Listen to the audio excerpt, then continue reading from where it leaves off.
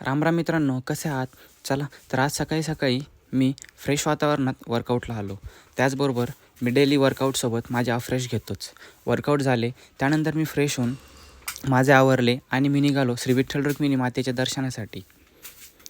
त्यानंतर दर्शन वगैरे करून ब्रेकफास्ट केला आणि मी सकाळी सकाळी शॉपला निघालो.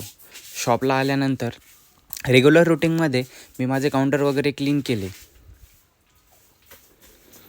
त्याचसोबत काउंटर वगैरे क्लीन करून देवपूजा केली आणि माझ्या कामाला सुरुवात केली. त्याचबरोबर सकाळी सकाळी आज भाऊराव शॉपला आलेले होते, ते देखील भेटले. त्यानंतर पॅकिंग चालू केली आणि काउंटर क्लीन करून सर्व स्टॉक चेक केला आणि रेग्युलर कस्टमरला सुरुवात केली. आणि त्याचबरोबर आज शेतामध्ये देखील स्प्रेचे नियोजन होते. त्यासाठी मी फर्टिलायझर शॉपला माझे जे पेस्टिसाइड्स आहेत ते घेण्यासाठी आलो. त्यानंतर मी सगळे औषध वगैरे घेतले आणि शेतामध्ये निघालो.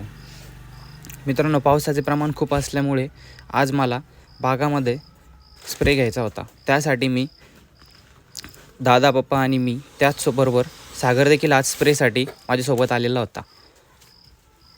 आज दिवसभर स्प्रेचे काम केले.